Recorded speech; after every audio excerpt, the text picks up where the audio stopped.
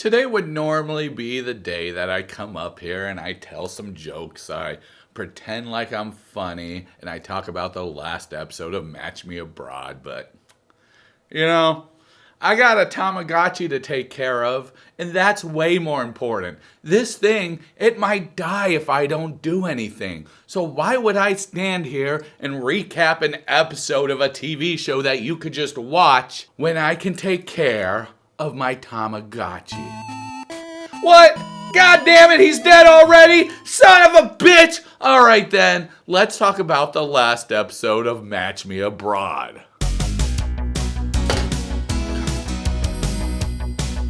What do you think is the distinction between like and love? Well, I love to poop, but I kind of only like my turds, if that makes sense. Harold says it's as if two friends want to hang out and y'all are going to do the same exact thing. You'd choose one of them over the other, and that's the difference between like and love. And then he said, well, I guess it depends if you're going to have a threesome. Oh, let's go have a threesome.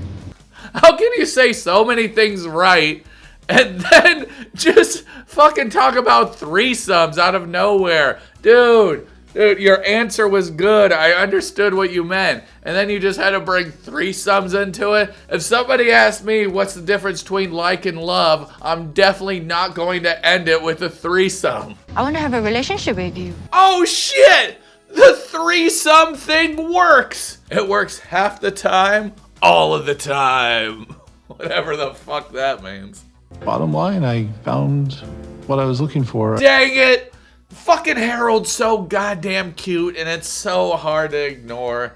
What about y'all? Do y'all find him cute, or do y'all hate him? Comment down below and let me know. Harold gets a kiss, and we were doing a watch party of this with Toasty and Supreme, and all of us just cheered as soon as Harold got that kiss. We were so goddamn happy that Harold got his kiss. There's another kiss in this episode, and it's definitely not as sweet as this kiss. This one, you're like, aww, and then you see the kiss later between Monica and everybody Monica meets, she ends up kissing, and you're just like, ugh, can you stop? So it seems like things are looking up for Harold. That's so amazing. It's so awesome. It's so... What the fuck? It's over? They're done? But they were so cute together. And then somebody tried to scam him?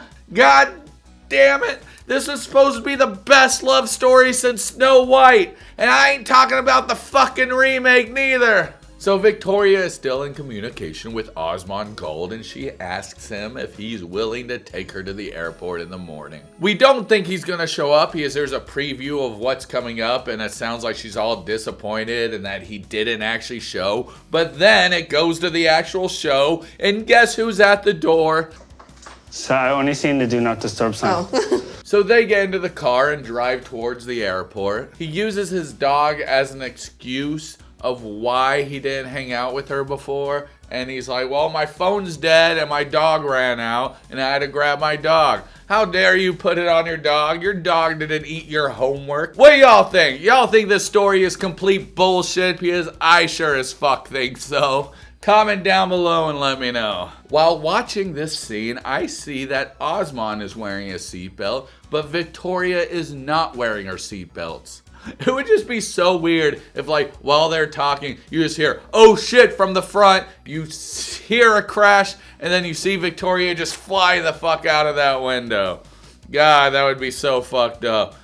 I wonder if her boobs would cushion her fall, because, they're all fake. She'll be like, I didn't even feel that at all. Meanwhile, it's like, just, they're all rubbed off. Her titties, they're just gone, and there's just, like, silicone just everywhere. It not only made it so she had a soft landing, it also lubricated the fall so she was able to slide a little like she was on some sort of fun water slide or some shit. I don't fucking know, man. This is why I shouldn't talk too long. So they get to the airport and he gives her a little peck. And this is their first kiss that they've ever shared. Have y'all had sex? Oh. So it's not the first kiss they ever shared. That explains why he ghosted her right afterwards. So he got what he wanted, and then he's like, I got the goods. That's it. Whatever. Dog ran away. That's a good excuse. And then he's like, you know what? Maybe it was good sex. I think I shall go back. And that's it. We find out that they do not hold hands still. But Osman did go to visit Victoria. So that's cool, I guess. Let's go on to Denzel Washington's favorite person, and that's Monica. I hate Monica. She sucks, she makes all the wrong choices, and she's her own worst enemy. But we gotta follow her, pretending like she's the main character, and she is the main character of this story. And it's like, I don't want her as a main character. Give me two Harolds instead. We don't want this Monica. We don't like Monica. She's a fucking bitch. She's the long-lost Darcy and Stacy twin. And she acts just like them as well. Would you like a glass of wine?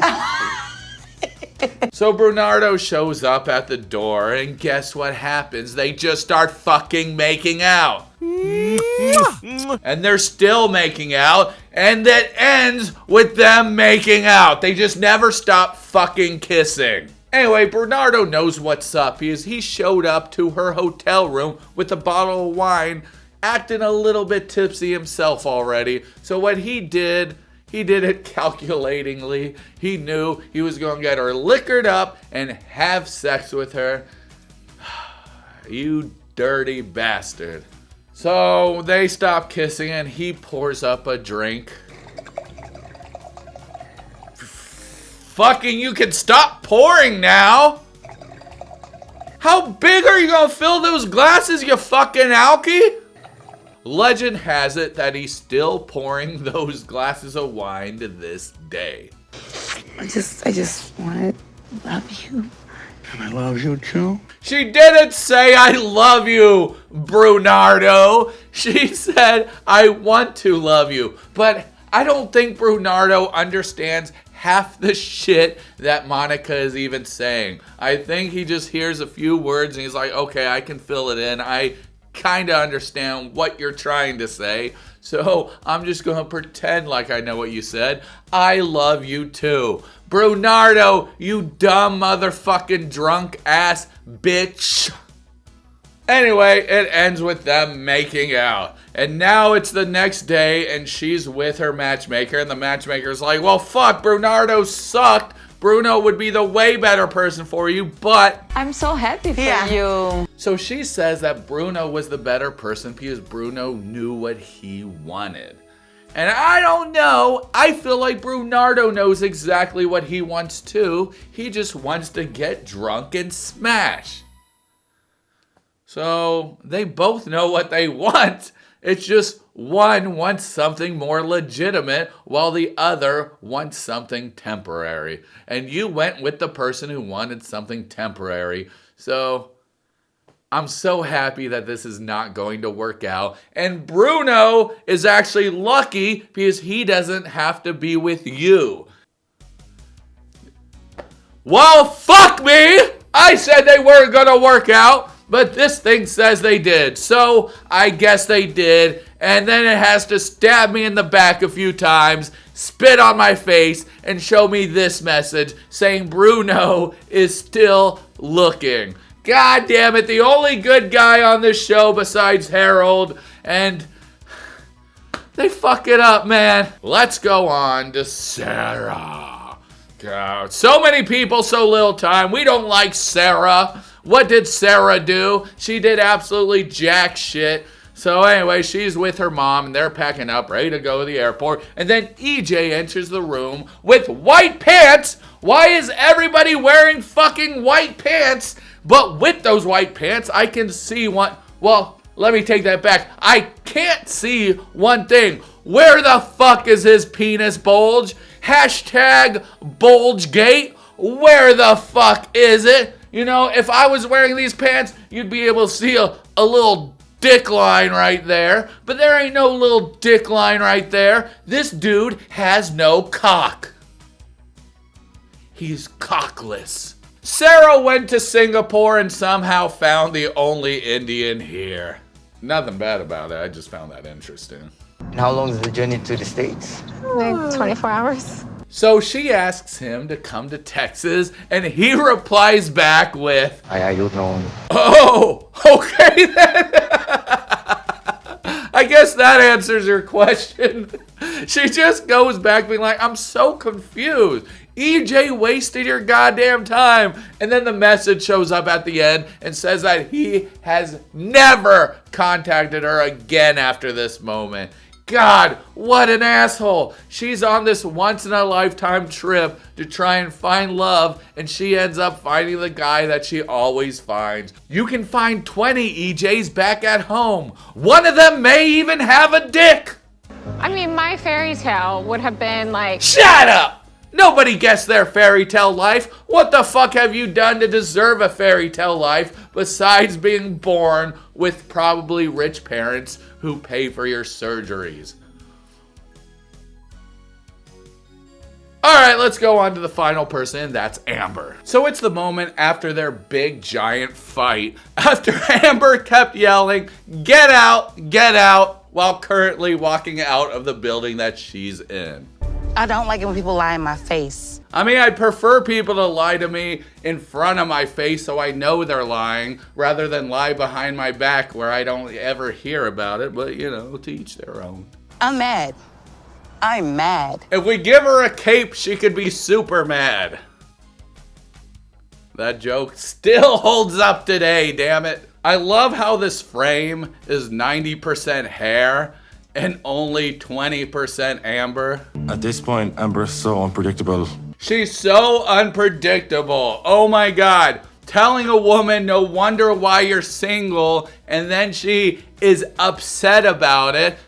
How unbelievably unpredictable that lady is that I upset. She was with Victoria, Darren, right outside the boys' bathroom when I went in to pee. Damn right it's the boys' bathroom, because you are not a man. Like, to be honest, she was nothing short of a brat. I went to go pee, I came out, and they were gone. So besides trying to find them, I fucked off and did my own thing. Okay? Say it like it is, dude. How do you lose somebody after they go pee? The restroom's right there, you can see them come out. I don't know, I'm not buying it. I think he did a little sneakeroni on out.